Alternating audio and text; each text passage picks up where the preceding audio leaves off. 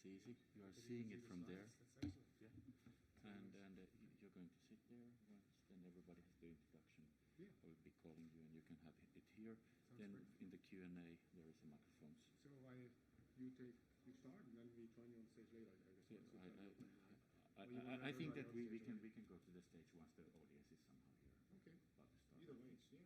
Yeah, that's probably Hopefully nice. it's smoother than when everybody's already on the stage. Yeah, exactly. And I kind of, for the sake of the saving time, I asked you to actually introduce yourself briefly, so I won't go through all your bios. Yeah. You know who we are, anyway. Yeah. My name is Jim Chung from the EuCNC. Ah, yes, excellent. Okay, I will give you one mic after this. Est-ce que j'ai Ah non, attendez. Vous allez bien? Ça va? Pas casitaire, Nokia. Voilà. Excuse me, and Please. pardon. Pas de problème, allez-y. This is like 3 minutes of conversation. Still have very good. Yeah, are you ready? So we just come through here. I think, Yes. yeah. Okay. So we're going to have here device moving. Welcome back to the slides. Perfect. You are seeing that we are. Fantastic. And I have 45 minutes, right? You're last. I'm going to throw you off. Okay. Yeah, there's a risk, you get carried away. I know this risk. So you can have the presentation, but we are sitting over in the beginning there, and then we're having a microphone there taking care of one another, so we don't have to Okay, but we'll just do the presentation sitting now. But no, you can go to the presentation. I think it's more easy. So we are behind the And we speaker. use the mic, so we use the podium mic. Use the podium mic when presenting, and then when That we was have the a best. Q&A, then we can use those. So don't move around like that. Exactly. Yeah. Yes. For the benefit of the virtual Yes, we will. audience. Very happy to see all of you here because I Yes. really It's a full panel, right? No, we are. As I know, it's you, right? You made personally sure that you invited not only the right crowds intellectually, but also people who are physically present. It was very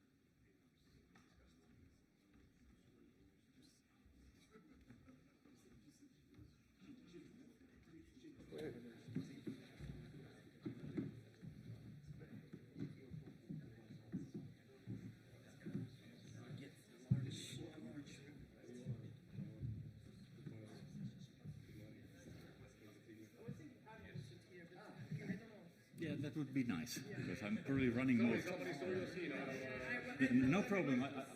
I can run away. And leave you to. Talking. Yeah, Keep talking. just leave you to fight.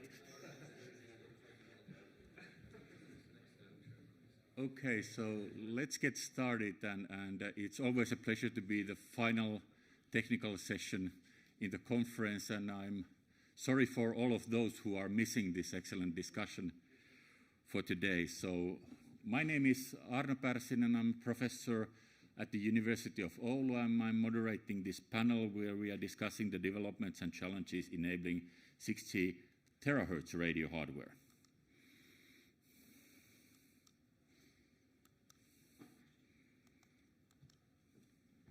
Can I get this one working? Okay, no, it's... Okay, so what we are going to discuss today, it's hardware challenges. When I was a PhD student already quite some years ago, there was many of the things that were considered to be impossible. One of those was that you can't put RF to the same chip with the digital. And we really didn't understand why it wasn't possible. So we tested. And with a couple of rounds, actually, it was then okay, with some hiccups, but still. And after that, and pretty much in the same time, everybody was able to do that, and that is one of the key reasons we can combine digital, RF, analog, surprising things that were considered to be impossible. Now we are once again discussing about the things that one might consider impossible. And when we started this 6G discussion a few years ago, there were actually quite simple questions from the communications community. Can you make a terahertz radio providing 1 terabit per second? Very nice specs for an engineer. Not too complex, but definitely not trivial. And after that, life has gone much more complex. Now we are seeing in this conference and many other conferences that what has happened with the 6G. So we have started to think about what it would be. We have started to develop solutions. We have started to require much more than this 1 terabit per second. Very many different features, try to guess the use cases, try to guess that and that and that. And then also having a discussion that was this first what we were discussing right or wrong. We are discussing about the communications and sensing. We are really reaching some of the physical boundaries of the semiconductor electronics in a way that we haven't seen since 2G actually, when we first time integrated RF. And we need to rethink quite a bit how we implement. What are the enabling technologies, cost and power consumption? We have had 30 years of silicon from 2G onwards. Can silicon still make it, or do we need 3 to 5 other technologies to support how we do things in this domain? Is this self-evident in the future? And how we can do, in a way, hardware-aware standardization to avoid the complexities then later on. So these are really the topics we would like to discuss today, and I have an excellent set of panelists from different backgrounds, perspectives. So we are having Jaeyoung Chang from LG Electronics, Volker Ziegler from Nokia, Lisbeth van der Perre from KU Leuven, Pascal Chevalier from ST Microelectronics, and Michael Peters from IMEC. And they will have an opportunity to express their views in the beginning, so I try to be sharp with the scheduling, so 10 minutes each, no more than that. And otherwise I will be coming and asking you to stop. And we are a bit behind the schedule, but we try to keep as much time for your questions. And if you are not good enough to, or if you don't have questions, I try to make my own after that. In evolution of wireless communications, we have many laws. Moore's law is very famous. This Edholm's law is quite much newer, but it really predicts 3 to 30 terabits by the 2030. And it's like a Moore's law that we need to start to question that, is this realistic or not? The other thing what we know that there are a couple of important technological areas. CMOS, laser-based optics, information theory, silicon in general, that have facilitated all of this. So what we can do and how we can move forward together. Different projects like HexaX has been discussing on the original targets. We are not getting everything from the use cases yet. So use cases come, what is the hen and an egg? Is it the technological feasibility to make a new system, or is it really use cases that are defined in advance? I think what was the clear use case defined in advance was 2G voice call. But even the SMS was a surprise. That wasn't kind of decided in advance. But there are kind of a bit more moderate, what we have been seeing many times in here, 100 gigabit per second, maybe 100 to 2 gigahertz range. We should do, of course, always as long as possible. And then we are having this longer-term vision of the 1 terabit per second, up to 300 gigahertz range, maybe some people even above. So I'm not yet promising, or I haven't heard many people promising 1 terahertz as a carrier frequency yet. So we have already given up something on the original. One of the challenges now when we are discussing and having so many different promises and wishes for the 6G, can it be everything? And we would like to see our bright future and see what is possible. From technological feasibility point of view, there has been discussed about heterogeneous integration and packaging. When communications are meeting sensing, what is the issues? Hardware and power aware system design, that is called a lot. And we need to have the cross-disciplinary approach, much more than we may have used to do it some years ago. Also for that, we are having, for example, in Europe, activities ongoing in both areas. So connectivity and microelectronics meeting, for example, with HexaX being a flagship project for the 6G development now in communications, and Connect making a roadmap for the microelectronics in Europe. And we should be facilitating all of this as good as we can. The technical things that we are not getting anymore as much power at high frequencies from the transistors, and we are getting higher noise. Our panelists will be discussing also on those aspects now. So how we get from the visions to solutions, what are the right solutions and so forth, that we would like to discuss today. And I've set some quite bad and long questions for the panelists today, and they will be repeating those, but we are discussing about the biggest disruptions and challenges in technologies, what they potentially enable, how difficult they will be, what are the key enabling technologies that we need compared to generations up to 5G? Does it make sense to combine radio communications, localization, sensing, imaging, and spectroscopy, and which of them? Or should they be seen as a standalone functions in the future devices? Do you see any role in or opportunities in machine learning or artificial intelligence that would facilitate RF digital hardware design and not just require more computational resources? AI machine learning has been discussed about the communication concept point of view a lot. There is also, of course, research related to the hardware side on that in transmitter linearization and so forth. So what are the opportunities there and how we can utilize those? And what are the key items from your perspective requiring early phase co-design between hardware and communications and sensing systems? So I hope that we can at least have some answers or some speculation on these areas today.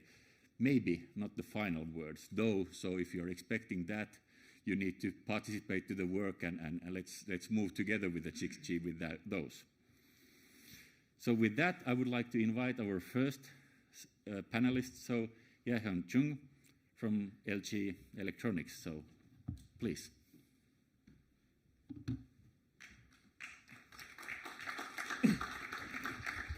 Yeah, my name is Jaehyun Chung, research fellow in LG Electronics, and I'm just now taking a leader role in the advanced R&D R&D for the 6G of the wireless. The 10 minutes is the presentation time, so I'm just feel some in hurry. Yeah, and this Wednesday, Professor Gerhardt is several times looking for some LG and Samsung's view as some customer need.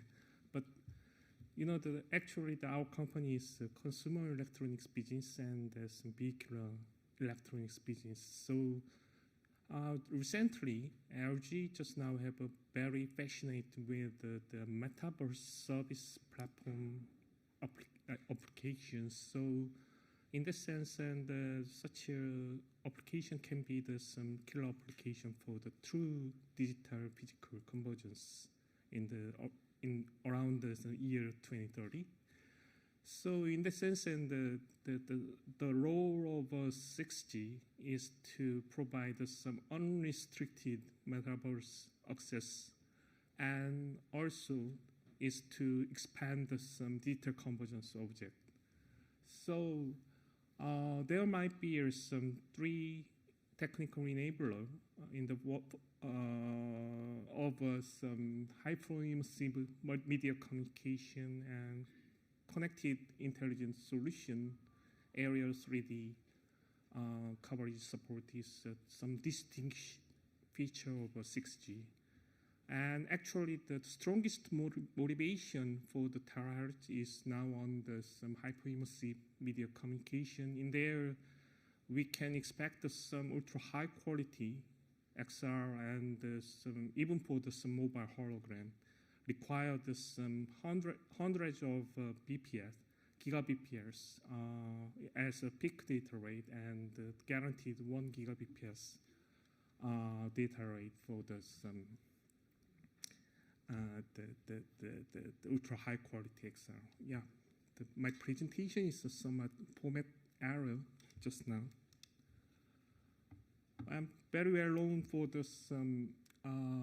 the potential of a terahertz is to provide some very ultra wide transmission bandwidth, and the nature given short OTA latency is potential. And on top of that, we also have take a look at some potential of joint operation of communication and sensing on the terahertz spectrum, and also have some very precise positioning, especially in the indoor.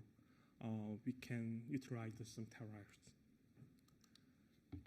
On the other hand, we faced some lots of challenges on the RF hardware implementation as well as some system deployment.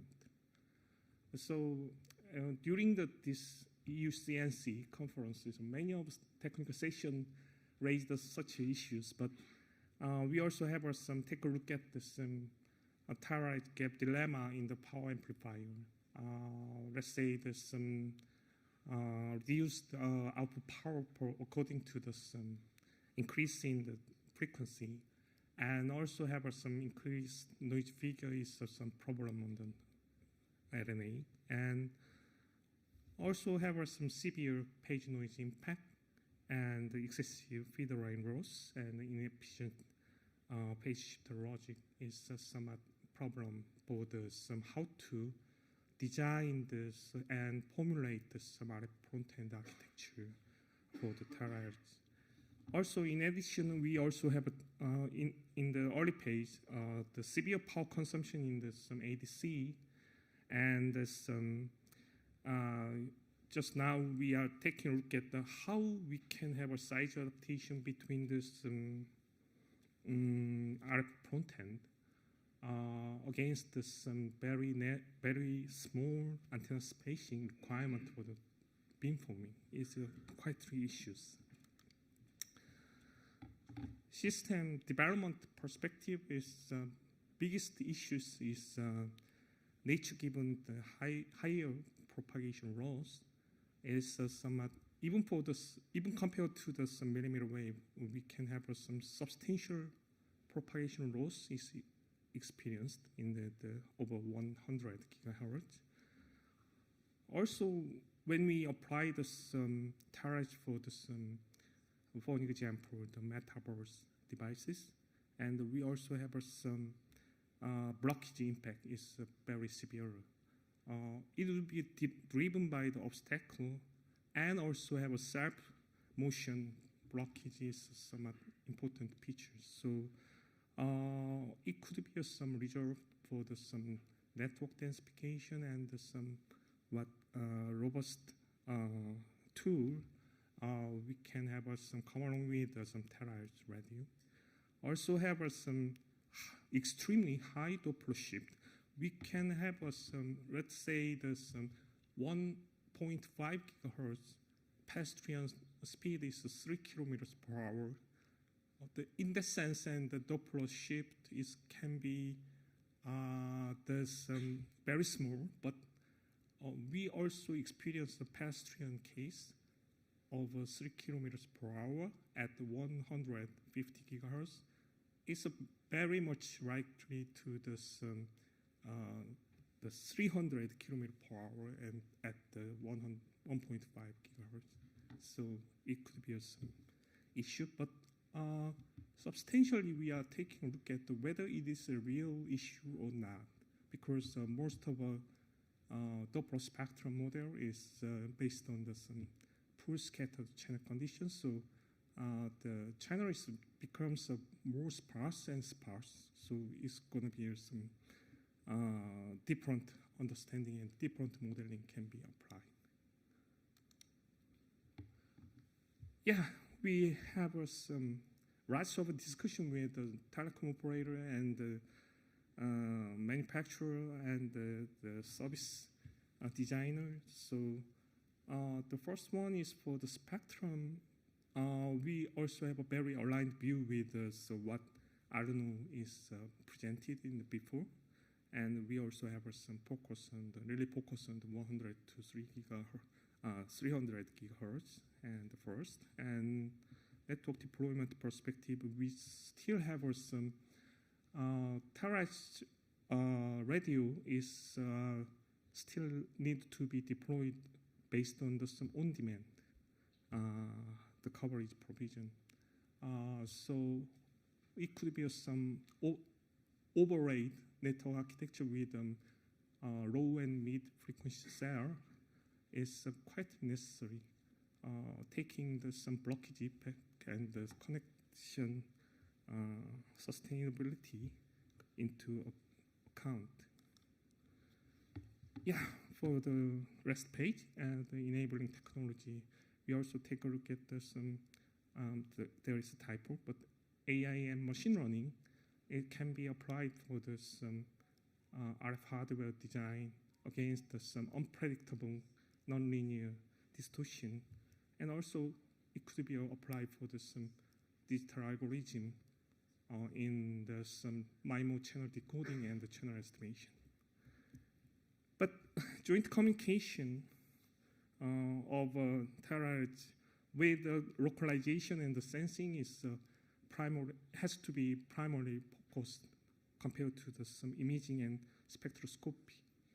Since consider the terahertz spectrum is really bounded to the 300 gigahertz, we also have some basic application in the fixed wireless access and backhaul, and the mobile wireless backhaul with a fixed trajectory, and also indoor and outdoor dense hotspot can be really supported according to the technical maturity. That's all for my presentation. Thank you very much, Chairman. And now it's time for Volker Ziegler from Nokia. Please.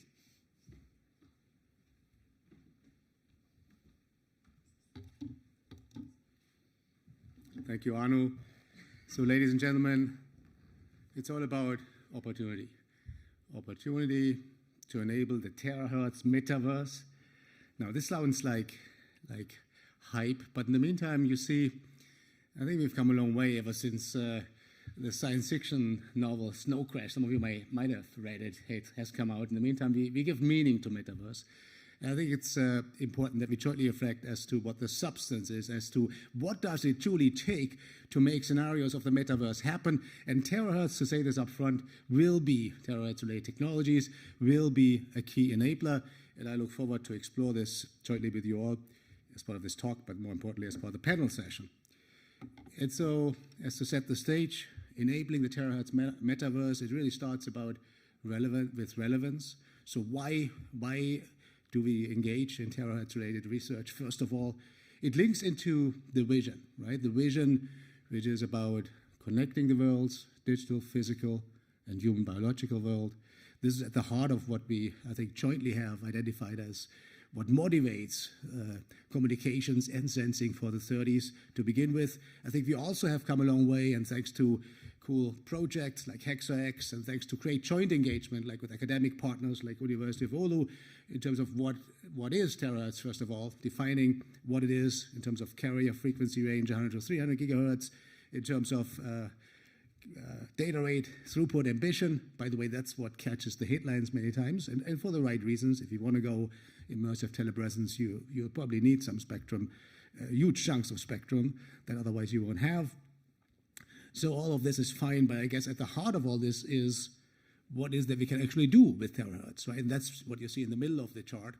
And there it's about scenarios, exciting ones that you can broadly cluster into link-related, right? And sensing, right? Link-related, short range, could be device to device, could be device to infrastructure. Now some people say we could do data center interconnect. But you know what? I'm a radio guy, but still, whenever we can use fiber, we should use it, okay? Just to be clear, maybe there's some fiber engineers in the room as well. Good news, and for energy efficiency reasons, it's a good idea to not go blindly terahertz. But anyways, then of course, long range, anyhow kind of scenarios, front haul, back haul, you name it, a lot of potential. And actually some of this is happening in the upper, what we call millimeter wave bands, FR2 now, and some of this journey will continue. But then, and this is where the excitement is, there's a lot of opportunity with sensing. And sensing in the sense of SEM. SEM means self, sense yourself, sense the environment, and sense matter, right? It's actually, for the radio engineers in the room, it's what we've done for a long time, but what's truly new now, of course, is to do this, consider this in conjunction with what we call communications in the 30s, 6G, and with this revolutionary idea of co-designing networks for both communications and sensing. And then, of course, you can imagine all these use cases, and let's go fast. Probably you have looked at these, and we discussed them as we went through this conference. Merged reality telepresence clearly is one. All kind of industrial scenarios like collaborating robots, trusted subnetworks of all kinds and forms. And by the way, this is very, very important. Keep in mind that one of the revolutionary angles of 6G is the fact that we'll have millions of subnetworks out there, many of them dedicated, tailored to very special purposes, and many of them potentially can make use of terahertz. And across industries, and by the way, I need to share with you a down-to-earth kind of use case I learned about the other day when I had the pleasure to attend a terahertz-focused conference. You know what? Even the train industry is interested. It's counterintuitive, but they have an issue in terms of locating the wagons in the station now. And what they would love to have is centimeter kind of accuracy. It's interesting. So you find applications across the board, including transport, including very conventional means of transport like train transport.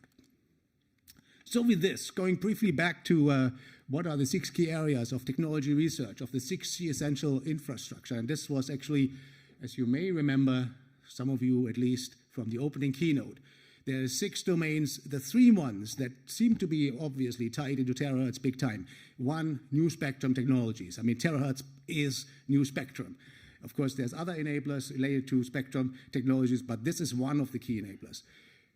Air interface going AI native. It's one of the questions you asked, Arno. It's a cool question.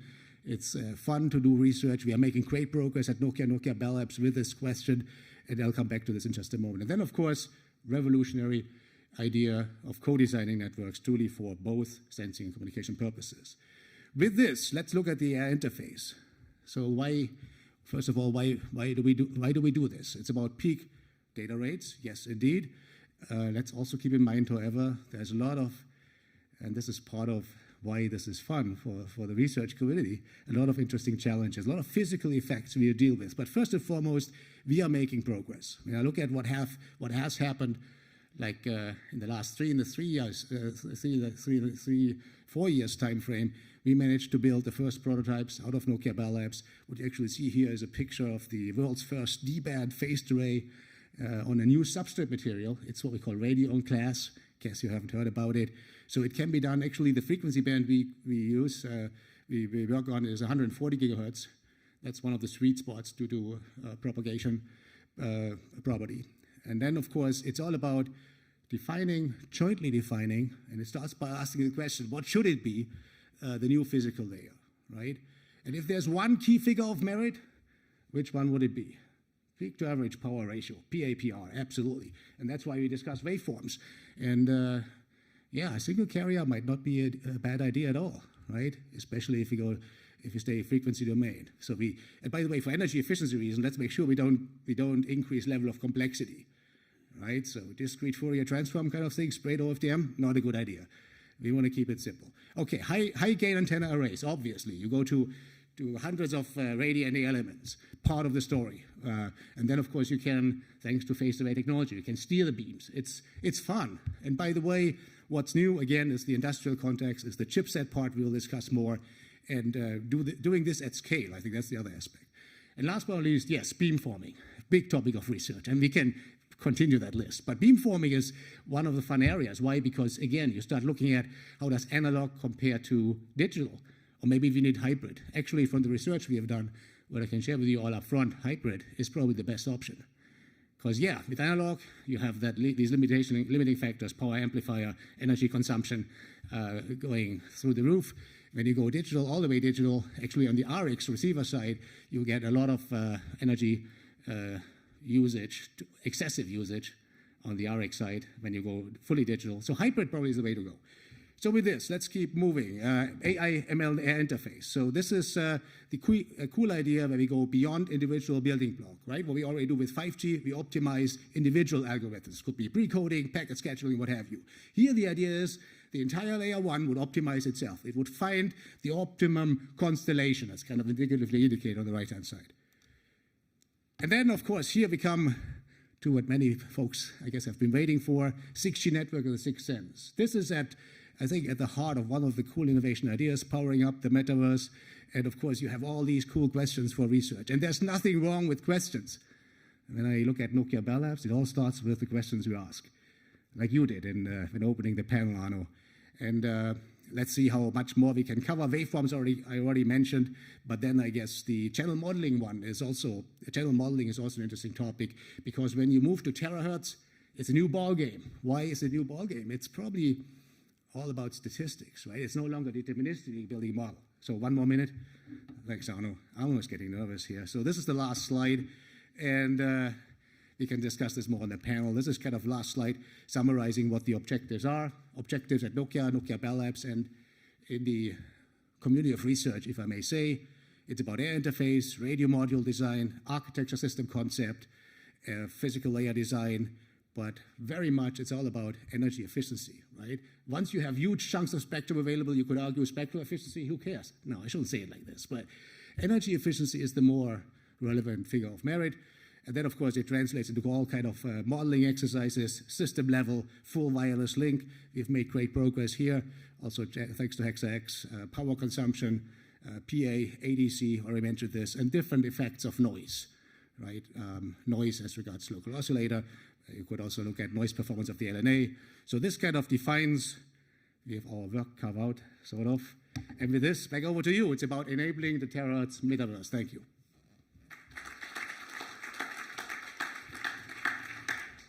Thank you very much, Volker, on this. And then we are having next Lisbeth van Berre. So, please.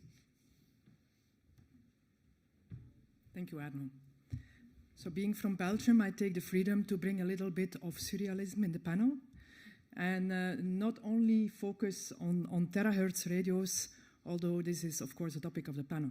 I like to quote Mahatma Gandhi, who said, "There is more to life than increasing its speed." And Arno, I must say, you did a wonderful job in preparing this panel, because you convinced us all to be here in real life and even to stay one day longer and have a nice dinner yesterday, meeting some new friends maybe. And I liked that a lot. And I must say that all the images about holographic societies and whatever, I prefer sometimes the real-time thing. So therefore, we're looking for use cases. But I should say that if there are some use cases where you don't need terahertz, I would say don't go there, because it's nice to go up a mountain just to see the nice view, but it will cost you a lot of energy to go up the mountain for several reasons. Not only because you need to convert up the frequency, but also because implementing very high frequency circuits in deep submicron is costing more energy than in the older technologies where you can do the lower speed things. And there has been some nice papers here on life cycle assessment, looking at how semiconductor technology node also has an impact on that. So I would say take the full life cycle assessment into account before you always decide to go up the high mountain. So what are the biggest disruptions and challenges? I'm not going to say anything new here. There is a coverage problem. So therefore, use cases, yes, there is the use cases that need the very, very high frequencies. Here I said XR, but there's of course a holographic story. And I think also the backhaul, where you need a high throughput and where you might be more sure to have the line of sight, or you force a line of sight and you can have a very directive beam, I think are clear use cases where terahertz can bring added value. So what I think we should do, looking at the challenges we have, next to the ones that have already been mentioned, is looking at distributed many antenna infrastructures. Just to cope with coverage and energy consumption, avoid that you are in bad spots, try to create favorable propagation conditions and proximity of the infrastructure, proximity of the first entry into the wired, although I'm really passionate about wireless communication for energy efficiency. If you can get to the fiber, get to the fiber. I would only say what has been said already. So what are the new key enabling technologies that we need to compare to previous generations? 5G, when moving up in data rates. I have put between brackets some part of your sentence and question, Arno, because I think there is three things. For me, it's all about energy efficiency, and energy efficiency. And not only in the operation, because then you could say I build a very small, very directive array. I can do something with a very good budget. It's also about the transmitter and the receiver. It's about the network infrastructure. It's also about the carbon footprint of producing the devices. So one thing I think in the deployment, go for distributed architectures to bring you closer to the fiber. On the link, of course, use many antennas, but also think about right-sizing the carrier frequency. But it's been said before, use the terahertz where you think we really need it. And if not, I would say consider using some golden frequencies that can have a better coverage and that you can build also with better energy efficiency, in my opinion. And then energy efficient transmitters and the receivers, operating PAs as close to saturation as possible. Indeed, could mean that we need to consider other waveforms. For the baseband, don't listen to everyone who says it's all about matrix processing, which is going to kill us, or even FFTs. It's a lot in data shuffling and storage. So mind the interconnect and come with new architectures, algorithm architecture co-design, where you can avoid a lot of interconnect. I think the same is on the RF part. So I think interconnect, as in silicon technology, also on the system side is a main bottleneck. And data shuffling. Let's take a look at that. Does it make sense to combine these functionalities? I think functionally, definitely, yes. Proximity information, positioning information can help you to build reliable links. There is a lot of reasons.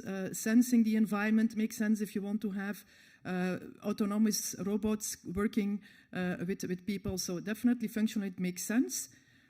Technologically, the question is how do you define what is combining? And you might want to follow an opportunistic approach that I will clarify later what I mean with that. Do you see a role for AI? I can be very short. Yes. What kind of role? Personally, I thought that coping with non-ideal RF front-end is a clear one, but after being in this conference, I think there's much more to do. I got a lot of inspiration, so I think there is a lot of people who could add a lot to this list. So here I come back to the matter of should we combine everything in one network? And what are the key items from your perspective requiring early phase co-design between hardware and communication sensing system? I here make a schematic view of distributed resources in an environment where I would say share the resources, but not necessarily try to do everything at the same time, because otherwise you could come with a duck. And what is a duck? I borrowed a duck from a colleague in our project who said, look at a duck. It can swim, it can walk, it can fly, but it's not terribly good at any of it. You should try to separate the concerns and avoid that you build a waveform that is there for sensing, localization, and communication, but is not terribly good at any of it. Because I agree, for communication, maybe we should avoid high peak to average ratio. Maybe for some other things, we would like to just get some time pulses. There are some reasons to say for some services, a time pulse might be a better thing. So I would say share the resources, try to allocate resources in a flexible way. If you have there in the environment, maybe you have multiple frequencies, you have processing on the edge, you have all kinds of things. Maybe try to do some separation of concerns and avoid that we only end up with a duck. Did I stay within the 10 minutes? I don't know. Thank you.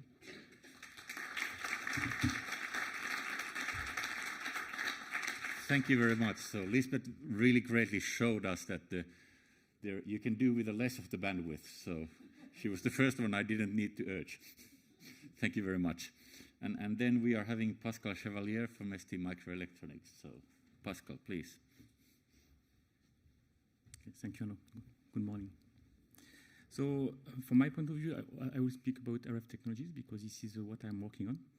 So specifically really at device and material level. So the first question is about biggest disruption, and it has been said this morning and repeated also in the introduction. The first really challenge is the frequency. Obviously, if we go beyond 100 GHz, this is a big change compared to what we do today. And if we look at what we see indeed today, that 6G will be between 100 GHz and 1 THz. For sure, this is, I would say, a main challenge because we need mesh networks and we need beamforming. However, there is an opportunity, and the opportunity is because we need beamforming, we need phase arrays. And this phase arrays, it means we need multiple pieces to steer the beam. And then this is opportunity because it means that also you need less power for one chip compared to a conventional solution, I would say. Then the enabling technologies, and this is related to the challenge we have seen before regarding the frequency. This is, of course, a technology to do this. And indeed, this is a big question today. And how much will go up in frequency? And I guess there are, of course, some technical considerations, but also cost-wise. And of course, the big question is on cost. This is related to the technology. And do we have to move, to use other things than silicon-based technologies, especially 3.5? And if we look at this chart showing power versus frequency, obviously, we are limited with CMOS above 100 GHz. We can do much better, but still limited with SiGe. And today, we believe that if we go up to the D-bands on 150 GHz, we'll find a solution maybe with SiGe technology. If we move beyond, then it becomes very complicated. For sure, SiGe even at 300 GHz, the G-band, it becomes very, very complicated, and most likely we have to use technologies like indium phosphide. And indium phosphide today is not mature, and beyond this, also we have to find a low-cost solution. And so this is a big question about would we be able to get a platform on silicon, lowering the cost, something yielding also. And maybe the solution is in between, meaning combining technologies, combining silicon-based technologies, and also 3.5 like indium phosphide. And then the second challenge, this is a combination of both. So, and the big question, of course, this is if we have to go to, I would say, what we basically do today, so 2D combination, or move to 3D, so like a chiplet, or so meaning die-to-wafer or wafer-to-wafer approach, or 3.5 it would be more a die-to-wafer approach. And this is really a big challenge related to this integration. Then does it make sense to combine all this? So I'm a technology guy, so maybe it's not the best question for me, but I will try to answer. And if we look at what we do today, and if we take the example of the RF module, and here on the left here you have in fact the sketch of the schematic of RF front-end module for 6G, and it comes from a presentation of Leti, showing that there are a lot of challenges for digital, for RF, and for this you need specialized technologies. So the big question, I mean, the first question is of course the question of performance. For sure we have to get the performance, and today, and this is the case already today for all the front-end module we have in our handsets, there is no single technology able to fit all the requirements. So we have, even in our phones today, we have 3.5, so 3.5, we have silicon technologies, and it looks very difficult to say that we'll integrate everything. However, for sure, it makes sense to integrate as much as we can, because integration means also to lower the cost. And then we are back to the question about how do we integrate this silicon in package, or a full, I would say, 3D integration. And the last point, this is also an important point. This is, of course, business concern, I would say. This is about the difficulty to integrate everything. The more you integrate, I mean, the more complex it is. And it means it's very complex and time-consuming to get, I would say, what we call, I mean, in the past, a single chip solution. In the past, in RF, we all thought that the path would be what we call system on chip, putting all the RF on one chip. The reality today, it didn't happen. We have a RF module with multiple technologies. Then about machine learning. So, of course, I will give perspective regarding what we do at technology level. And here, this is an example of what we can do with machine learning. So, if I come back to the technology and SiGe by CMOS technologies, one difficulty is to move forward in the performance. So today, the state of the art, this is a 300 gigahertz fmax device, and we know from the studies we have done that we have margin to improve the performance of these devices. And the most complex, this is to find the right profile and the right technology condition to do so. So we use TCAD, so simulation. This is technology simulation, and the main difficulty in TCAD, there are two. There are, of course, the physical model you use to simulate your device, and to know what you have in your device, because basically, even if you use advanced techniques, I would say TEM, SIMS, and so on, it's very difficult to know accurately what you have in your device. And with the approach, this is an approach that has been submitted for a conference this year and developed in my team. This is to teach. So you do some simulation, you run some profile simulation, you get the performance, and you teach then the results, electrical results you get with the profile. And based on this, when you get real, I would say, electrical performance, you can come back to the profile in your device, and then you can further improve your simulation. So this is one way machine learning could be used for technology development. So what are the key items for, co-design, requiring co-design? So obviously basically this is the same point. It's about the co-integration, and it has been already mentioned previously.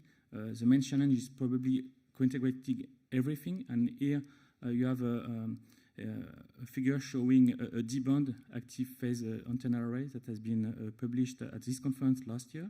So in D-band, and you show the complexity of putting all the ICs, putting also the antennas with the challenge of, I would say, the substrate. So really, the co-simulation of the circuits, the package of the antenna at very high frequencies, this is really a big challenge, I would say. I think I am done. And I shouldn't be out of time, I guess.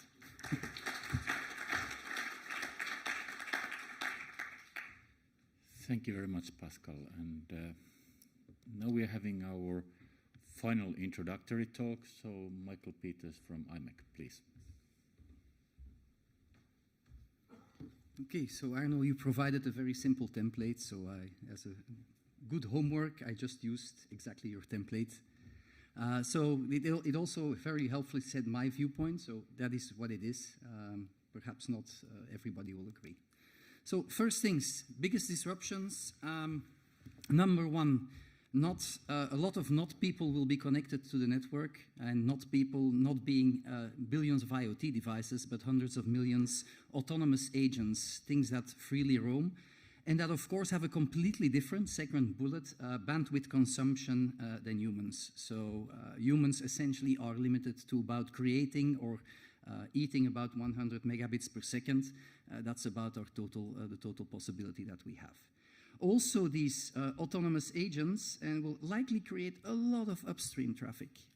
This will not be just about media consumption, it's about generating data, both for those autonomous agents as well as for XR applications, where essentially if you want to transmit your avatar somewhere in your environment, you also need to transmit that data. Of course, these autonomous agents have one advantage, is that they do not need a display because they can look directly at the data, which means from a perspective of a mobile device, there may be options there to trade off that the energy use that we today put in 4K and higher K devices for humans will not be necessary anymore. And then finally, of course, the biggest disruption will be if we finally answer the question like, do we want to do everything on the device, or do we want to offload it to somewhere nearby in the room, at the edge, or to a data center. Main use cases that I see, well, first use case, more of the same. We will continue watching Netflix and seeing entertainment. That's not going away. Second one, as I mentioned, agent to agent. It's a very generic term for what today would be self-driving vehicles, and then brain-computer interfaces beyond 2030. If I then think about the key enabling technologies, and Lisbeth, indeed, I also changed the question because frankly, the data rates and even the carrier frequencies are not the important thing. It's actually, we want more bandwidth to have those higher data rates. And that's what's in fact implying this move to higher frequencies. What are the key enabling technologies that we need?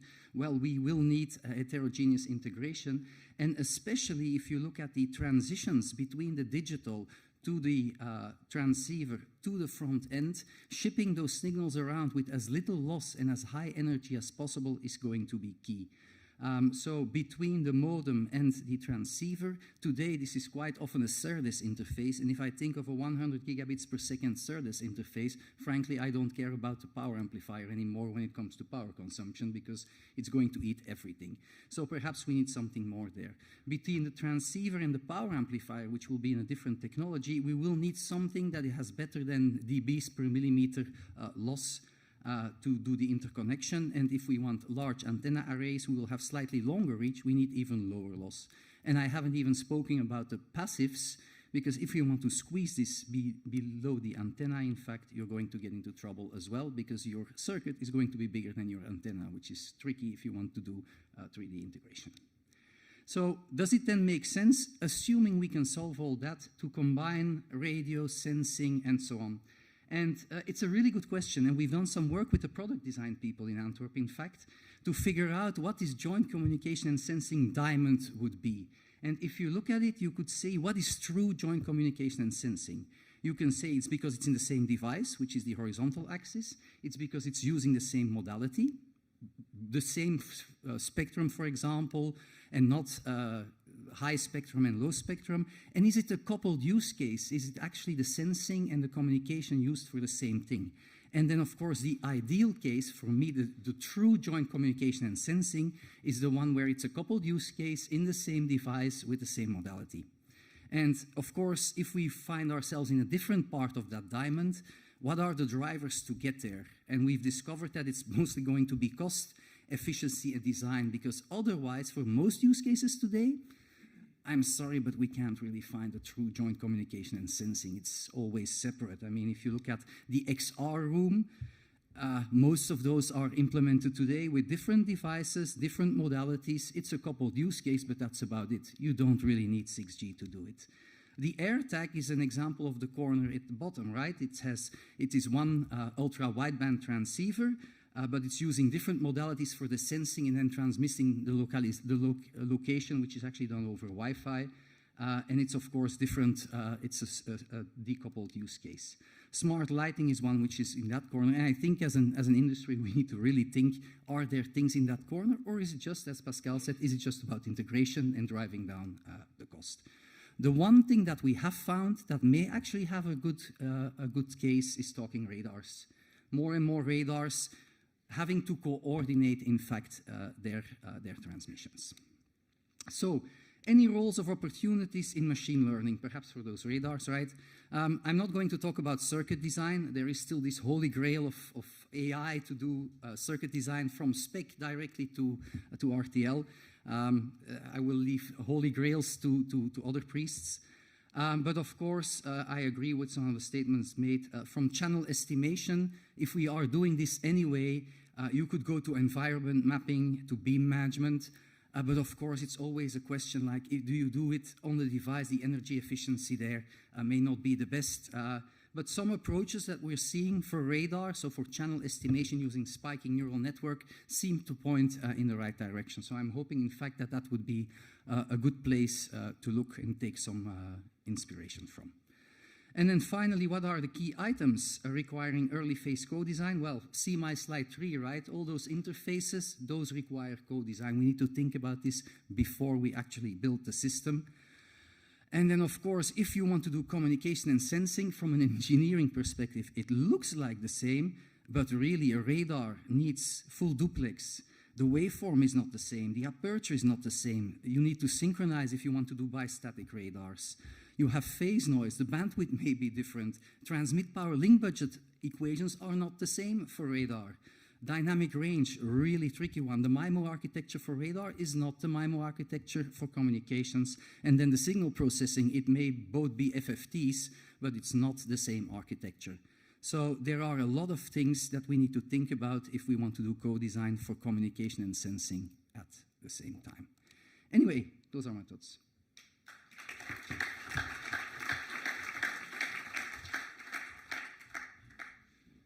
Thank you very much, Michael, and thanks for all the presenters. So we are a bit ahead of the schedule. Thank you very much on that. And now we can start the fun part. And I would like to have now audience also to think your questions. We are having a microphone, so come closer to us and you can ask anything you want from these experts. But before we start that one, I give one very simple question to warm up a bit, and I will promote you as the CTO of the company Y that has 2 years' time to produce the most significant, magnificent, whatever it is, device for 6G, for terabit per second communication. And you can have answer to 2 questions. What is your application? And why you are not sleeping well during those 2 years? So what is the technical reason which bothers you most? Who wants to begin? All of you can answer. Please take your microphones.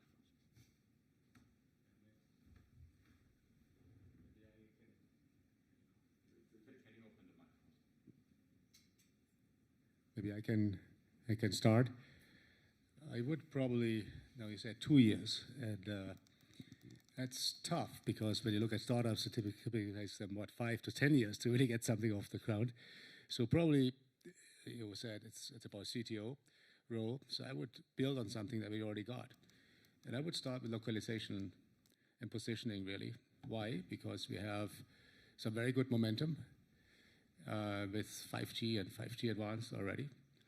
When you look at Stuttgart in particular, I'm based around the corner, as you know, Munich, Stuttgart not far. We have Arena 2036, where jointly with a number of industry partners, we already today have a variety of promising applications, and that was your question, in conjunction with localization and sensing in the factory floor, right? And I think that's that's where I would attack and try to build a system that would include some terahertz capability, maybe upper millimeter wave bands to get us started, so as to send invoice 2 years from now. What is it that holds us back? Sleepless nights? You know what? It's about talents. It's about people to make it happen, even in the next 2 years. I think that's maybe a non-technical answer, but probably that's the one I would start with. And I think it's important that we jointly reflect on some of the aspects are non-technical in nature. We can go back through the list as we have jointly just presented. I think we have a broad element of consensus, like what the technology challenges are. But I think the one that needs to keep us up at night is how do we motivate young folks, make them aware of all the cool opportunities that we create, and not just in the industrial context, but broadly speaking, serving society and creating excitement for what we do, 6G, with the next generation. And in a diverse way, by the way, including all the talents we have. So does it mean you were handing over the... Yes, that was the idea. Okay.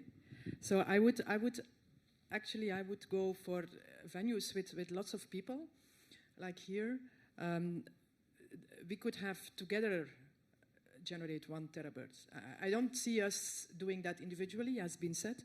And then I would use a terahertz rather for setting up a backhaul temporary. Maybe we have now gathering a lot of people here. Can we get it on and off the site?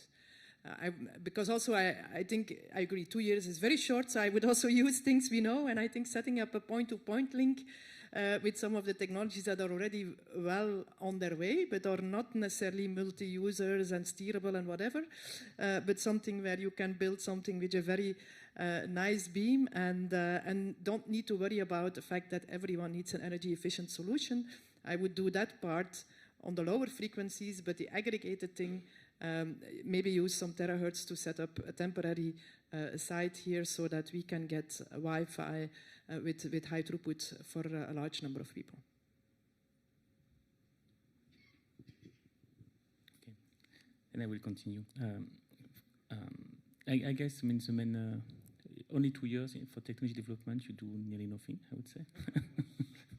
So I guess the thing I would do is first looking at technologies you have and what you could do with this. And then, of course, this is easy from technology guy to say, okay, you have the technology, and then you give the baby to the design team, I would say. But basically, the question would be to develop the design activity around existing technologies.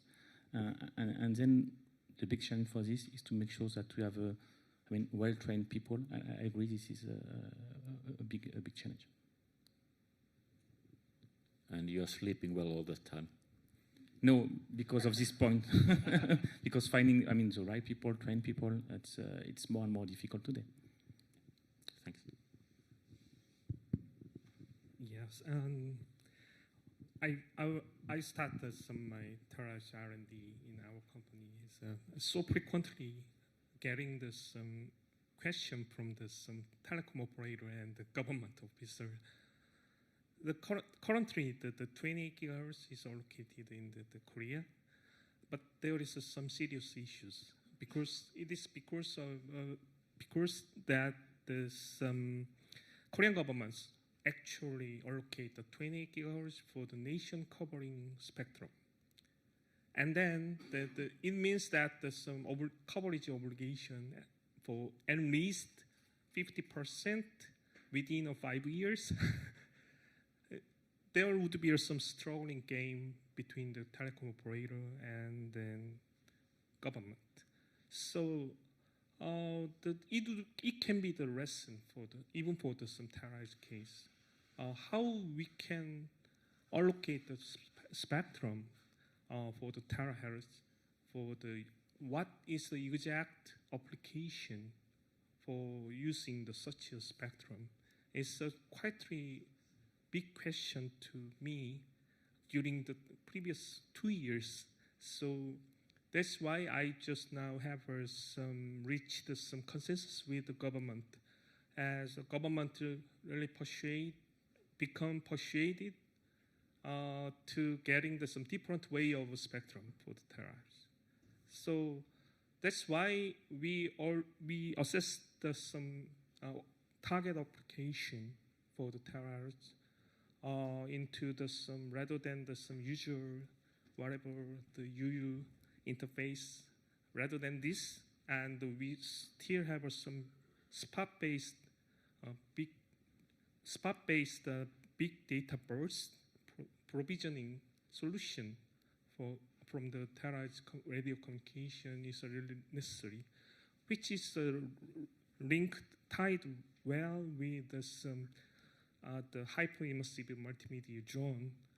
It's going to be a somewhat well-matched application around the year 2030. This might be. Thank you. Okay, so we have 2 years, right? So which means, I'm very sorry, Volker, it's not going to be a telecom application. There is no way we can do anything in 2 years in telecom, right? So it has to be something different. And if I would then think about it, probably something really short range.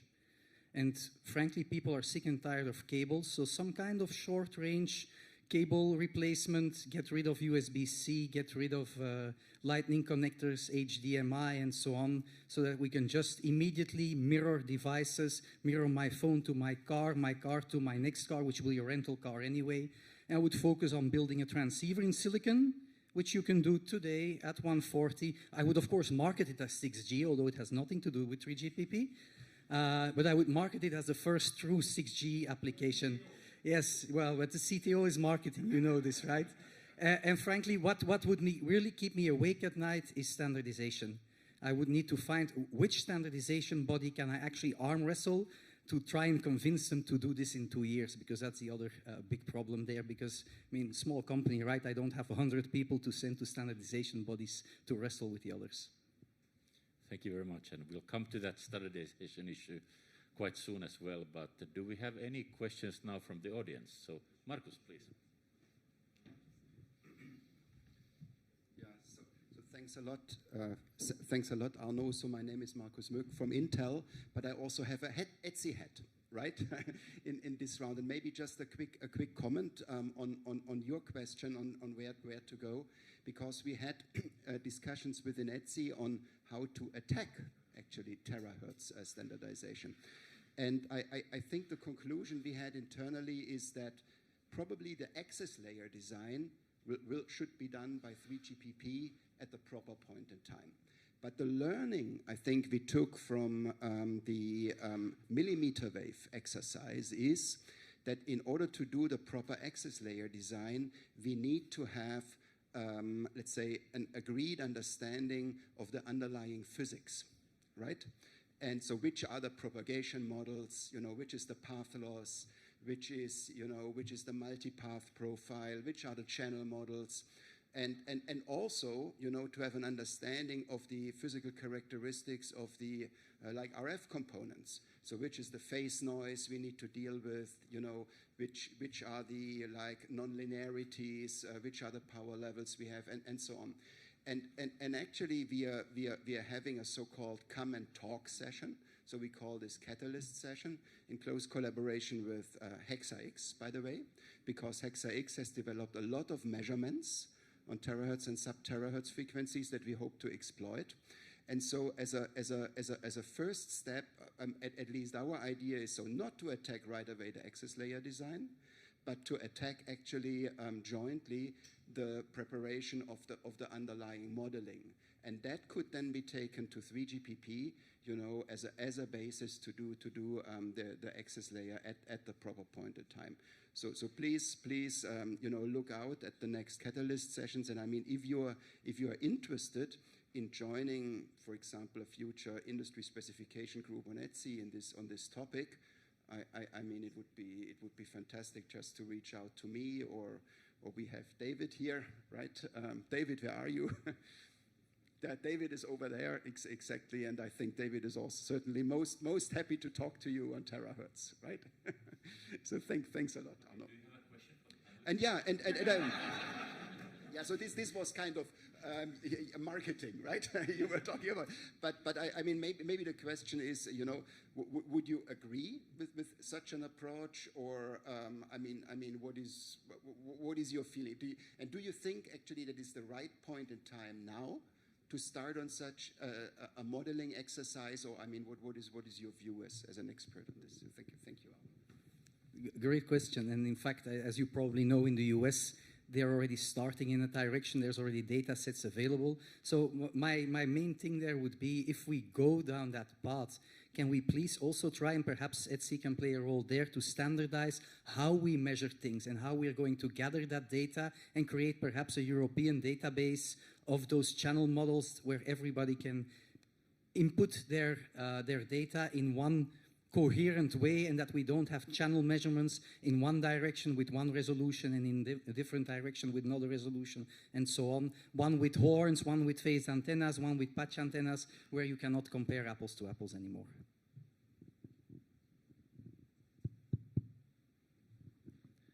Usually it's reminding this 5G millimeter wave situation, and then you know that the ETSI is some numerous measurement campaign based on such a measurement database. Actually, the stochastic model is developed and then delivered to the 3GPP side. So we are just now on the line, and in Korea also have initiate this channel measurement campaign during until the 2025, and make some sufficient level of database, and we will in between we will try to model corresponding some channel characteristics for some terrestrial radio, and then it could be utilized for the ITOR, the verification, and also 3GPP delivery. We are really trying to do, and our company is also joined such a measurement campaign. So it is now already initiated, and then I also know that the XX has a very nice initiation for the channel measurement. Yeah, I can only say I absolutely agree. You should start with understanding the problem in depth. And furthermore, I also agree with the fact that a lot of work has been done already for more than 20 years. People have been measuring channels at millimeter wave. So make the inventory. And I think a lot of people know and have a lot of expertise. A lot of models are around. So try to avoid that we reinvent the wheel. I think a lot of things are already there. A lot of knowledge is there. A lot of expertise is there. A lot of measurements have been done. And I personally don't think we should reinvent the wheel. First, make an inventory of things that are there, and understand the problem to roughly is a very important thing to start solving it. Yeah, maybe the one thing I'd like to add is it's relevant to have such a repository. Why? Just to highlight and emphasize this again, it's not just for design purposes, but also for deployment purposes. So it's a must-have prerequisite. And that's also why I guess everybody agrees. We need to jointly go for this and make sure we share database, and then when it comes to channel modeling in particular, also, let's be very clear, even though I agree with you, a lot of work has been done in conjunction terahertz, and still, let's be clear, just to flag this is different from 5G. So the 5G models cannot be applied, just to be also clear on that, right? And then I think the other point I would like to reiterate is it'll probably be a lot about statistical kind of properties when it comes to channel modeling. I think that's the other key statement probably I'd like to make. Just speaking on that quickly, yes. Do you think at sub-terahertz and higher that stochastic models will still prove their value? Well, it's the other way around. Michael, I think there's limits to what you can do with deterministic ray tracing the way you can do in 1 gigahertz. That's probably the starting point, and that is, I mean, the evidence on that is clear. But true, it's an ongoing debate, but I guess we will see a trend that deterministic, like data model per se, won't fully cut it. That's the assumption when I look at some of the evidence now. I would actually argue in the other direction. the higher you go in frequency, the better it becomes, not the worse it becomes. And I'm wondering whether statistical models will just give some smeared out version of reality instead of having very specific models where in fact you can apply AI and they will be specific to cities and certain geometries and not anymore a general city model or urban model anymore. I think we probably want to join your discussion because I think there is, we have seen that at a certain moment it's not just a reflection, but it's all the diffractive aspects that play a very important role, and I don't think you can model that at a level of a city. You can model the big things, but not the small things, because there the roughness of a material, if you change this one, it can make a different thing. So, but we should definitely join this kind of discussions, I think. Thank you very much, and I'll take a point of that as well, because I'm kind of having discussions with our propagation experts as well, and we are having an interesting discussion that who owns the antennas? Exactly what Michael is saying, that I'm a hardware guy and hardware platform guy, so antennas belong to that. But at least I hope, and then I'm hearing from him that, okay, yeah, they are part of the radio channel. So I hope at least we are not counting them twice. But based on your discussion, it sounds like that actually it's not anymore, this is simple to agree compared to the next challenge with this ray tracing, that we need to actually standardize the city as well. So what is our environment? So you need to standardize all the environments in such a way that they are comparable, and then have a decision for the governments that you are not allowed to build any other cities than these. Is that the way to go? Anyways, a bit from that, because we are going to the hardware side, and this, of course, this radio channel has been a very important topic and where to start, and we had a bit of a reflection to how to also take hardware into account. And for me, always, radio channel is something that is rotating a bit of the signal, attenuating it a bit, but actually the impact, all the power, all the noise is coming actually from the hardware and the electronics.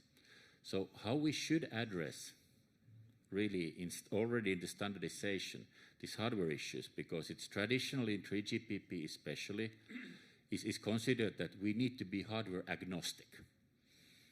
And this hardware agnostic is going so far that in 5G we are not there to say that actually we are going in the millimeter wave side, do phased arrays in a way or the other, with certain properties of the multiple antennas. Is this anywhere the way to go, or should we do already some assumptions in the standardization, still leaving a lot of room for the competition? And maybe we start with Pascal, because he was the silent in the previous one, but I see also that Jehung will have an opinion, so please. I guess related to this question, the big point still is what about maximum frequency we are going to use? And really today, if we look at 5G, indeed, we move today towards a millimeter wave, but much later than what it was anticipated. And for 6G, today people, we speak about the D-band, and we speak beyond the D-band. The whole question is, will we go really beyond the D-band? Or will we stay, at least what will be 6G would be in between what we have seen this morning, the 5G advance. Because hardware-wise, again, it will be tough, and still we are back to the economy. So, okay, Jeho. First of all, I'm fully agree with this. I don't know for this. 3GPP handled some channel model with some hardware agnostic way. And currently there is some confusion. Whether we use stochastic model or ray tracing types, and it will be really depends upon the purpose. When we try to verify some proposed transmission technology, still stochastic channel model would be a very, very efficient tool to verify the some transmission stuffs. But so that's why we decided not to introduce some ray tracing as one of the channel corresponding solution even in the case of 5G. A bunch of discussion, and the GT is a strong proponent for the ray tracing at that time, I remember. But anyhow, but in order to getting the deep understanding for the specific area, definitely we need some ray tracing and something. It would be a very nice way to getting the pool information from some such ray tracing tool. So my opinion is to what types of channel emulation solution is applied is directly depending upon what is the purpose. Yeah, this might be. Anyone else? Volker?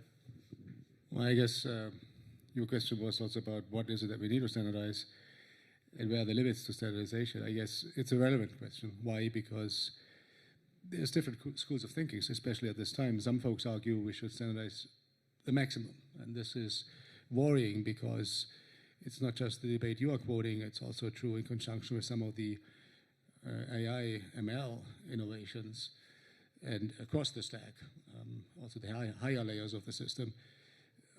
My view is, I think somebody mentioned it earlier, there is competitive advantage, not just for individual companies, but also for Europe in co-designing software and hardware. And if that's true, right, you would wish to allow for some proprietary differentiation. And I think that's something we also need to consider, take it to due account. I mean, the bigger picture, there is economies where there's a lot of promotional activity now, like to open up everything, but then it's a trade-off because one, you compromise on some of the cool options to optimize, and two, there's a lot of complexity. I think that's part of the trade-off as well, right? And how open would that then typically be, right? Because ultimately, when you look at some of the open scenarios, as we have now done with some special customers, it's such huge effort. It's not. It's like one reference implementation that you get, right? That's really what you get. So I think we need to put these discussions into context. Please. Yeah, because I'm not going to talk about the hardware details, but simple things like we all know that the big problem in energy efficiency is the power amplifier non-linearity. So if we can take into account in standardization not only the KPIs in terms of performance, but also in terms of how energy efficient can you build something, how sustainable can you build something, and the question is how do you measure those KPIs? There was a big discussion yesterday. But I think on some things, like how much backoff do you need in a power amplifier, that's a simple thing to measure. And if we can gain 3 dB there by avoiding, for example, high peak to average power ratios, if we can take into account phase noise, we know. We can just take public presentations, know what is the impact there. Can we avoid that you need to come up with very difficult implementations or things that will never be built anyway? Maybe we standardize something that can do a terabit, but nobody will do it if you need to have 256 QAM with very, very precise phase noise. So I think it does make sense, your suggestion. And maybe there can be some first steps, like just saying, let's avoid that you need a very big backoff, and let's avoid that you need a phase noise that is better than whatever. And I think there could be things without going into, still leaving a lot of freedom for the implementation people, but avoid that we need a very precise EVM and that we need to have a very big backoff. These kind of things could be abstract from actual implementations, I think. Yeah, absolutely. I think that's a good, I agree 100% with that point. One thing I would like to add is, and I think, why is 3GPP or why has the standards always been technology agnostic? Well, because it was possible, right? We were on a digital track on silicon, and it was clear that the next technology would be there.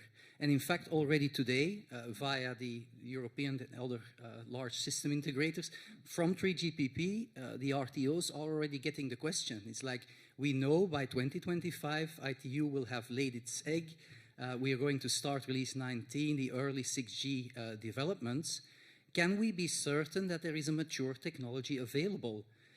it can still be technology agnostic. I don't think the 3GPP wants to standardize towards a specific technology, but they want to make sure there's a mature technology available, which means not a hero experiment with 10,024 QAM and 50 gigahertz of bandwidth, but at least can you build a PA that will operate at that frequency with certain specifications and certain energy efficiencies, as Lisbeth just said. I think if, as a community, if we can prove that by 2025, so it's slightly more than 2 years, right? Then 3GPP will have the confidence to go into the sub-terahertz hardware area. Yeah. Pascal, please. Yes, maybe just to add about this, because indeed, if we have to find a true sub-terahertz technology operating so roughly about 200 gigahertz, qualified in production by 2030, this is already very challenging today. I don't think we'll have this by 10 years, personally. It's an excellent point. I'm a little bit more optimistic, but of course I'm only going to build the first short connector link, which I'm going to market as 6G, and then slowly add distance to it until I have my 200 meters that Volkers requires. So I think probably much like perhaps with 6G, we'll have a 6G short range and 6G long range instead of a NSA and SA for 5G. Yes, that's why it's very important to know what will be the carrier frequency, because if we stay in the D-band, I was saying maybe we have some solution available medium term. If we really go beyond, it will be quite challenging. And then the other point, this is all about also the volume, because we know, this is we do some science, but also we do business, and it means that for the company, for sure they will work on this if they feel that there is a really volume behind this. But just a quick comment, I think. Lessons learned 5G, just to be very clear. NSA, SA, non-standalone, not a good idea, right? We want to avoid that in the future. And so what is the lesson learned? Maybe that's exactly at the heart of this debate. There's also the appropriate timing for making certain choices in the standard. And maybe that's what we're really discussing. Thank you. We are... Somewhat whether the 3GPP has treated some hardware aspects or not is somewhat different flavor, and because I'm just involved with some 5G standardization in 3GPP, and in there in the study perspective, there's a lot of hardware impairment result and investigation result provided, even in the case of physical layer design. RAM working group 1, and also the RAM 4 also have such a bunch of information is delivered. But when it comes to the specify, is somewhat really chasing this the margin for this.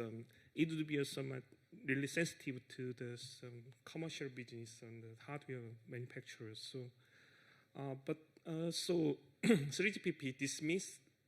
Neglect any kind of hardware impairment factor is not correct. But when it comes to the energy efficiency, I remember the situation, NB-IoT situation is a power consumption and energy efficiency are quite a critical issue. But the 3GPP is the group of companies.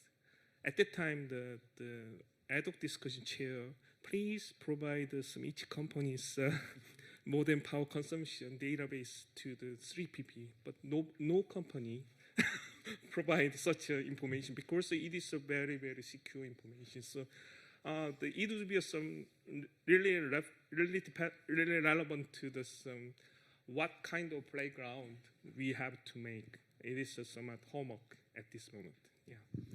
Thank you. Maybe we in academia should do the reference design where to play against, and then you can start to improve out of that set.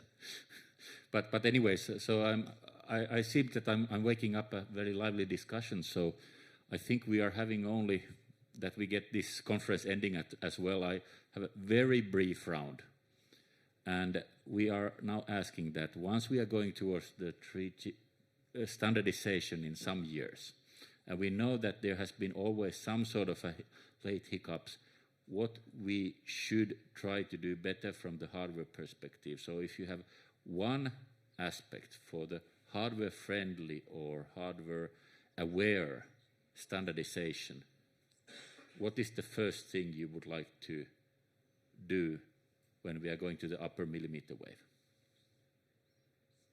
Let's go one by one.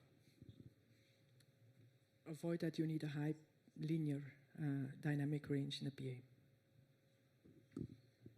Yeah, I think it's what we now try to fix for 5G release 1819 coming up. Energy efficiency. I think we need to frame the reference, the targets that we try to strive for in the right way. And hardware plays a prominent role in this, while at the same time, the opportunity and challenge is to, I think, keep the high ground and not become like anchored in the one or the other technology only. I think that's a lesson learned is we need to time this well and make sure we don't divert. And by the way, there's a lot at stake. I think that's the last comment I would like to add. Let's make sure we continue to build one standard of global relevance. From technology perspective, I would say this is to really to have a good view of the system. So really the detail of the system and what it means for the design and the technology itself. And really to make sure that we develop the right technology for the system point of view.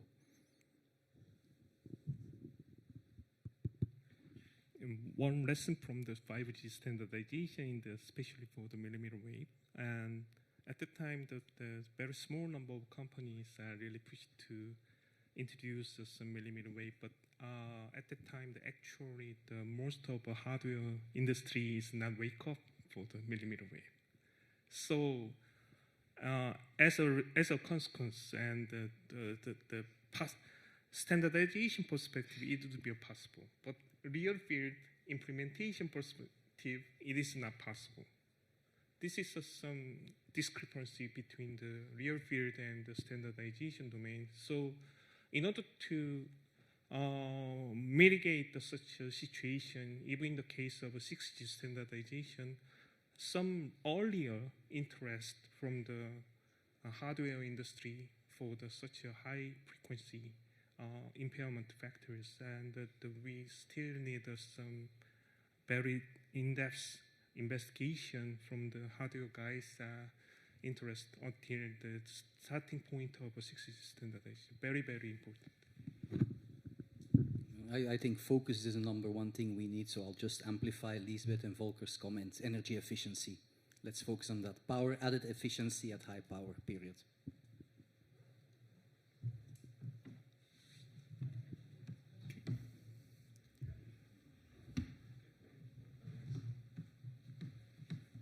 Yeah, thanks. This is great, by the way. So Devin Brinkley at Google X. And so something just through the whole conference that I've been thinking about is why not wireless optical communication? So why aren't there discussions about going to 193 gigahertz or very high frequency? And there's a lot of discussions on bandwidth. It's essentially unlimited bandwidth. Energy efficiency, electronics, quantum efficiency is very, very high in that spectrum, like 80–90%. And then directionality as well. You get very tight focus beam for efficiency. And then in terms of challenges, I think a lot of the similar challenges apply to wireless optical communication that apply to terahertz, like the line of sight, you need some sort of steering, weather challenges. So just curious, and it could just be that there's not the right representation here, but curious. Yeah, so a very good question, by the way. And free space optics for point-to-point links have been around for quite some time.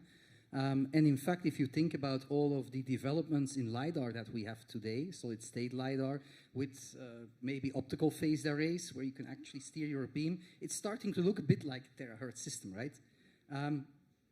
It's a great question. I think my number one answer there would be energy efficiency. Coming from an optical background, I'm worried about and today looking at the optical phased arrays and what is necessary to actually do the phase change and so on, your total energy budget is becoming really large. So for point-to-point links that are not energy constrained, absolutely. but for mobile devices, I'm grasping, if I look at the 0.1 and below nanojoules per bit that we're aiming for, how I could build a system like that using optical. Yeah, in a word, it's cost-benefit analysis. So for engineers, it's cool stuff when you look at cost-benefit analysis. We have come to the end of the panel, but we can discuss more offline. I think it's cost-benefit analysis, really. Okay, maybe I need to stop here that we can end this conference as well at some moment of time. So I would like to thank all the panelists for the great discussion and for me a nice work, not just to moderate, just to listen what you are talking and what you are thinking. And I hope that the audience will be enjoyed this discussion and I truly hope that we find a good equilibrium between the hardware and communication societies to make this together towards the best possible 6G from our perspective. Thank you very much.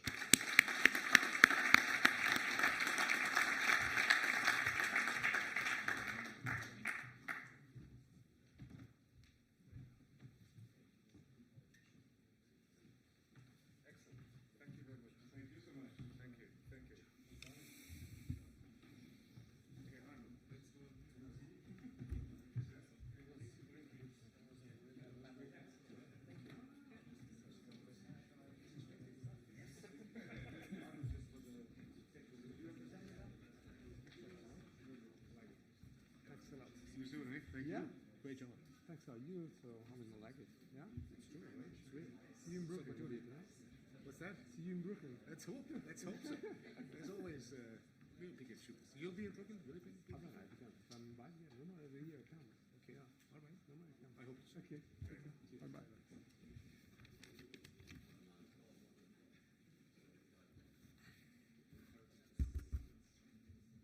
Okay, so now we are arriving at the end. I will be quite short anyway. We already discussed quite a lot, but well, to say that I'm very honored to close the 31st edition of EuCNC and CG Summit. Even so, you will go back to home. I wish that you will bring something back with you.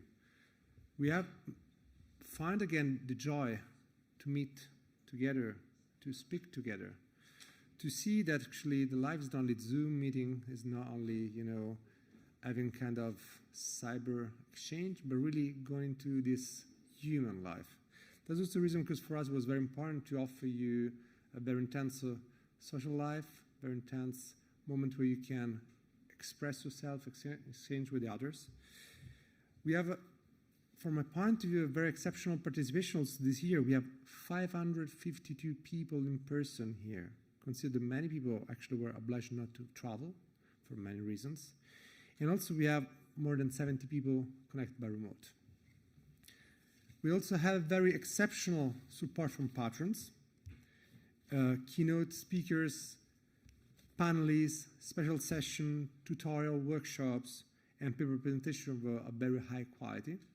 We have range and cover topics from different things, from very, I would say, visionary, innovative perspective live, semantic communication and molecular communication, to panel presenting industrial and academic view, also for medium and short range.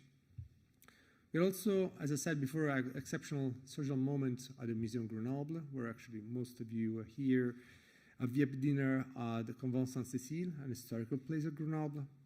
And also yesterday, the conference dinner was Château de Sassenage, the castle in Sassenage.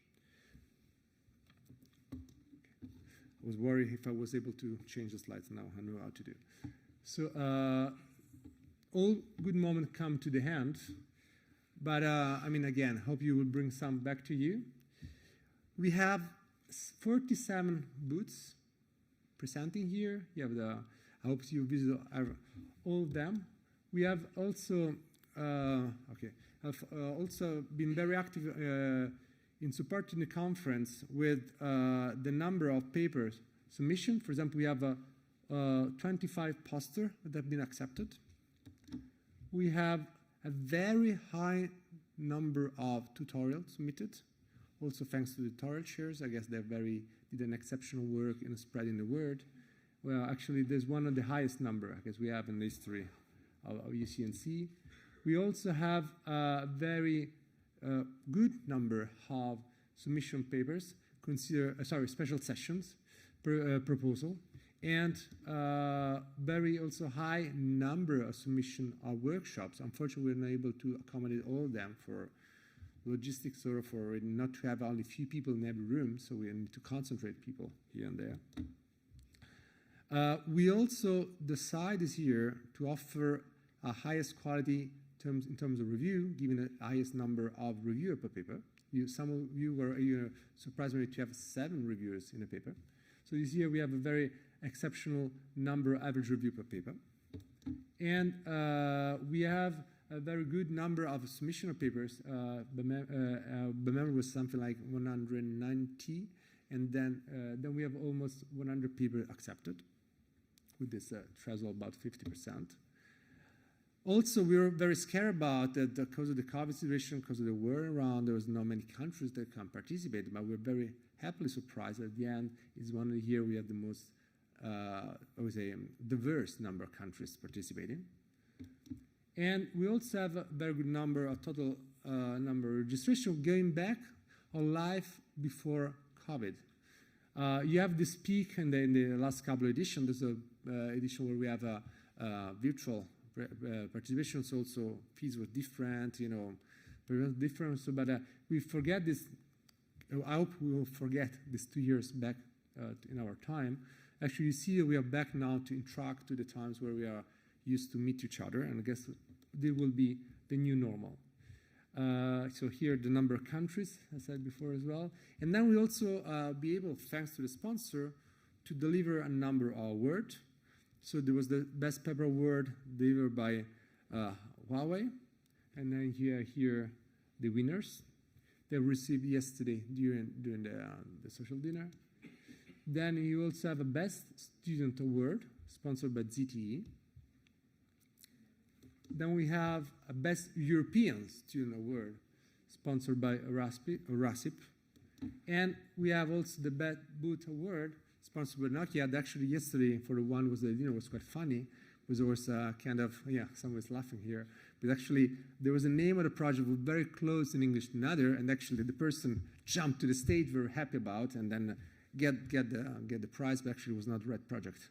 So then the other project comes like 6, 7 people to the stage and get back the certificate. Of course, it was not intentional. It was just fun for us. Yeah. Okay. And then I hope that we'll see all of us next year in Gothenburg. I also hope that all your colleagues, other colleagues that were unable to travel this time, will come.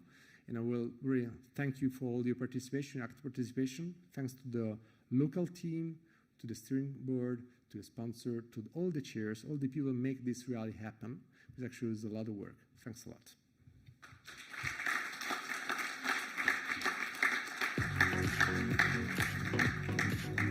Here just to show a small video, short video. Well, actually, we don't see the video for some reason, but we'll see soon with some photos of these days. So you just have some memories of that will be available soon on the website. Yes.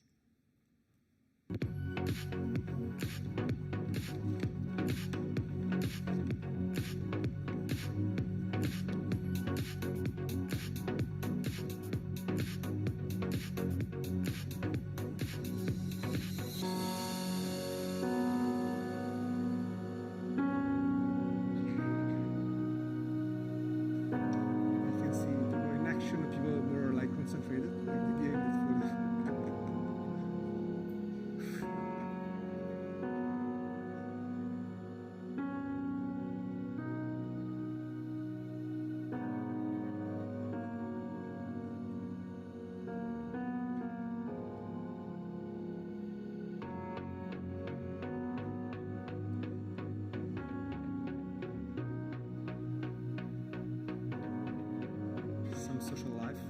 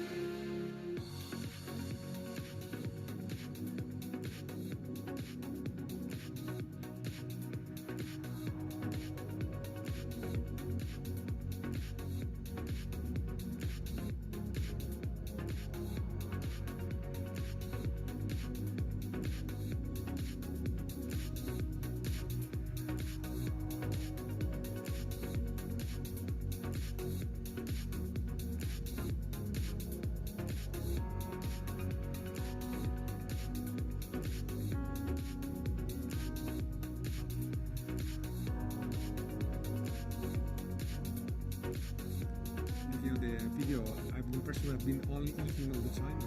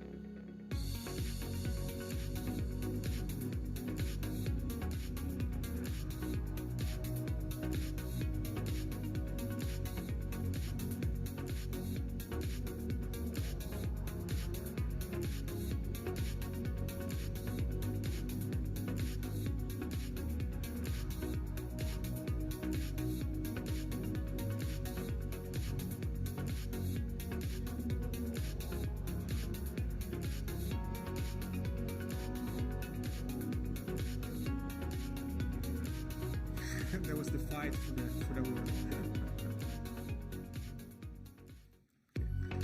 Thank you very much.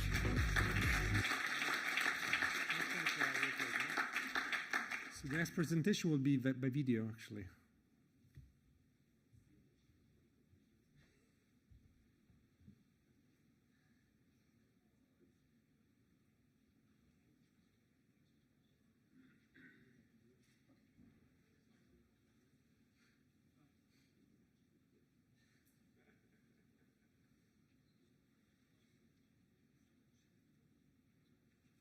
Dear colleagues, I'm really sad that I can't be with you this year in Grenoble in person. I'm sure you're enjoying the conference and you have very fruitful discussions. But I'm happy to be with you, at least by video, and give some remarks for the closing of the conference. Let me share some slides with you.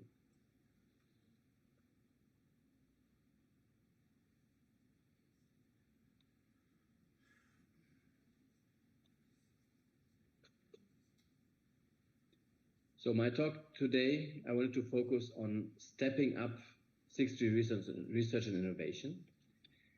Why do we need to step up? If you look worldwide, what is happening in the area of 6G, we see quite impressive initiatives, even more impressive than what we have seen for 5G.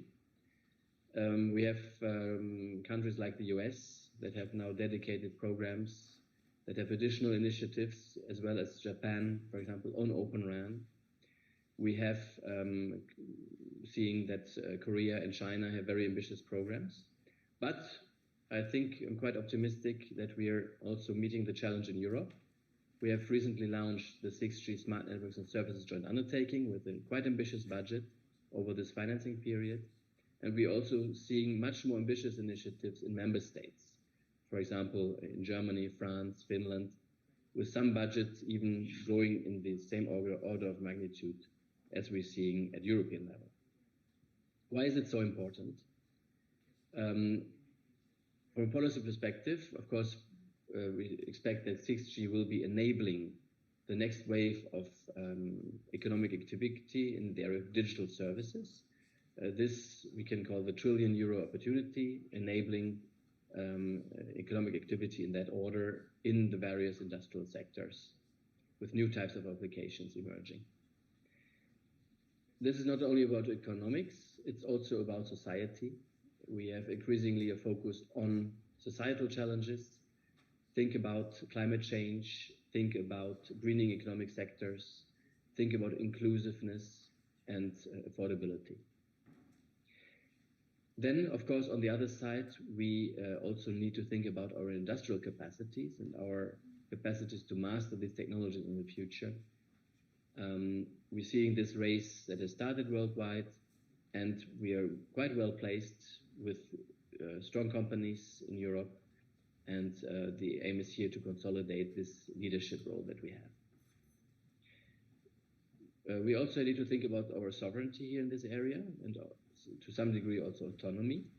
It's about looking at the value chain and being able to master the key areas where we want to be active, of course in cooperation with other regions to deliver on this digital supply chain.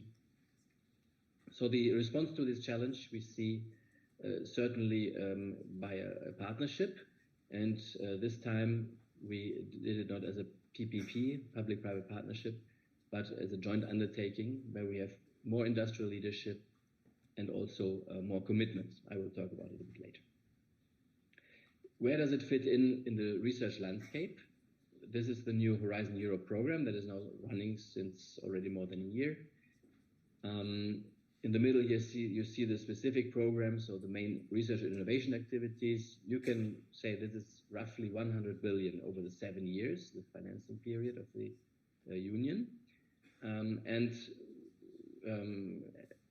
Roughly we can say on Pillar 2, which is the cooperative research that we're doing here, is corresponding to a bit more than half of that, so between 50 and 60 billion.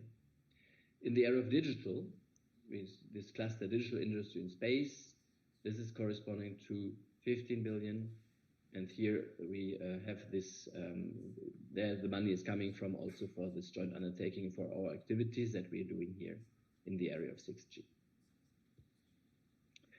In terms of digital partnerships, so we have a number of partnerships that we have launched now, and compared to the other activities of cooperative research, these partnerships are quite focused on what we call deep tech, so real technology work, maybe with the exception of AI, which is maybe a bit more application oriented. But if look at the other partnership areas here, it's about nanoelectronics, components and systems, computing, networking, and the networking part, of course, covered by smart networks and services. In complement to the research and innovation activities, we also have launched deployment programs since now roughly a year. And one of the area that is very important also in the context of our activities here on 5G and 6G are these 5G cross-border corridors. The Smart Networks and Services Joint Undertaking has the task to coordinate the so-called strategic deployment agendas leading to or supporting this vision. The vision is to enable connected and automated mobility through a network of pan-European corridors. And this is, of course, mainly private investment. It's real deployment for commercial networks. But in many cases here, we are seeing challenge areas where we can intervene also from the public side. And here we have the CEF programs, Connecting Europe Facility, that has the vision of deploying the 26,000 kilometers of trans-European network sections across Europe. This would cost roughly 5 billion, and we have here over the next 7 years earmarked around 1 billion to enable this investment to happen. And we had the first call that was published beginning of the year, which is now closed, and we're now selecting the first project. We can keep you updated on the project that will be launched, and we will then also work in this partnership to look into this project to develop the future agenda for the next phases of this program. It's also very much linked to the current investment push that we're having in the context of the COVID crisis, where we need public investment in Europe to support the green and digital recovery. So the program has started, so 6G Research and Innovation has started, as we have seen in this conference, with many results already appearing, and this is coming indeed from this first bridging phase that we launched in the 5G PPP with the flagship Hexa-X and a number of exploratory projects that are really already representing a very interesting portfolio for 6G research and innovation. This will now be leading to the activities under 6G SNS, with the deployment pillar that I just explained and the research and innovation pillar. And the research and innovation pillar has particularly been supported in this council regulation as a legal basis for the joint undertaking, where we also fix the upfront commitment of 900 million in this legal basis, which has to be matched by industry, by at least the same amount. And we also foresee very close involvement with the member states that has already started when it comes to the development of the work programs, to strategic guidance in this area. We also have a dedicated program office, which is like a mini agency of the union. In the moment, I'm heading this office until it becomes autonomous. So with my team setting up this office, already assuming its responsibility, for example, having launched the first calls, now selecting the project. So this is already happening, but we will now transfer that to the dedicated program office. Yes, European 6G research. You have seen many results in this conference already. Just as an overview here again, to see a bit which areas are covered, is already quite rich portfolio. From the radio side, new transmission technologies, new radio interface concepts. We're seeing also cloud service provisioning. We are seeing network management. So a broad portfolio of activities is covered here. And this first phase now, I think we're quite well in terms of timing, because now we have the opportunity to shape the main concepts of 6G before the standardization is actually starting. This is foreseen for mid the decade, 24, 25, when we will see first work in 3GPP on 6G starting. And we have now the opportunity to do the pre-standardization work and shape the concepts, where the Smart Networks and Services Joint Undertaking will play an important role. And then, towards the end of the decade, we can then expect first deployments, first commercialization. This is the first work program that we launched just end of last year, and where many of you, I'm sure, also applied and sent proposals in the first call. It's quite impressive budget, 240 million, covering this portfolio that's here in terms of topics. So evolutionary path, revolutionary path, with different areas in both streams, in all 4 streams, coming from indeed further development of 5G, trialing, but also radical technology advancement, and then the corresponding experimental infrastructures. We have received a nice set of proposals, around 130 proposals, and we're also able to structure the program this time quite effectively, so that we are expecting not too much oversubscriptions for the different streams, and also hopefully covering all the important topics here. I just wanted to dive into one aspect that we expect, of course, already some projects here as well coming from the call, but that we want to expand a bit more. You might have seen the European strategy on microelectronics, the CHIPS Act, that was adopted a couple of months ago. This is really, we see it in the newspapers. We see that how critical these components are, slowing down economic activity in all kinds of sectors. It's important that we stay ahead of research and innovation. We are quite well placed there. We also need to build the capacities in the area of design and manufacturing, and also going to production. And here we have some more effective instruments now that we can use to also use public money to enable these production facilities. So, of course, long-term research and innovation capacity, but then also short-term, looking at shortages, solving this issue of supply chain shortages that we're seeing. One area, of course, is here chips for 6G, if we can put it like that, where if we look at the market shares, we see an issue. Of course, in the area of network equipment, we're still well placed with 2 of the top 3 suppliers, with the market share around 40%. So this year is, of course, the aim to stay strong here and keep this position at least.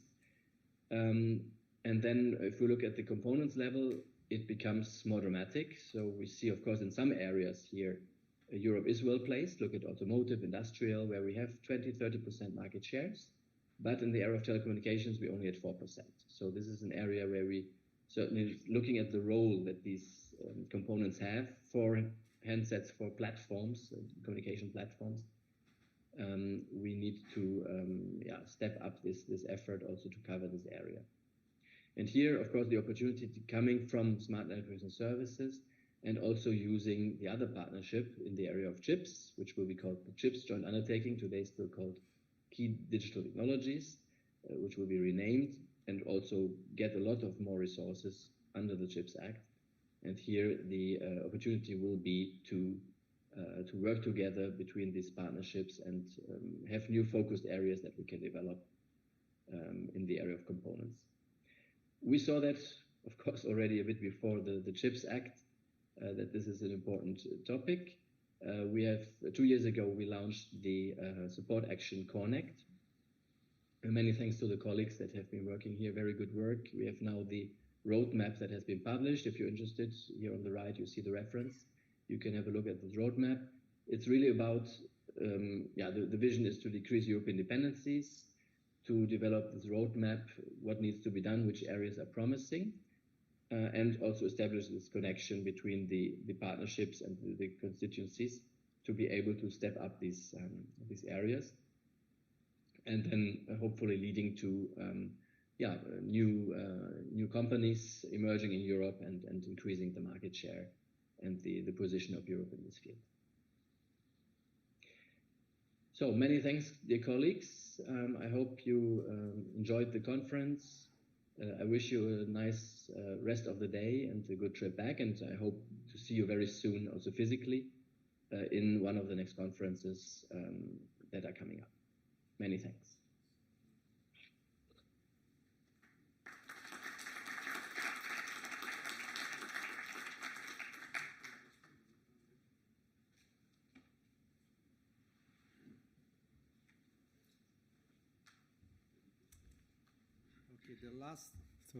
The last point that the lunch is served outside. So I guess the conference is over, but you can still share some good time together. Okay? Thanks again.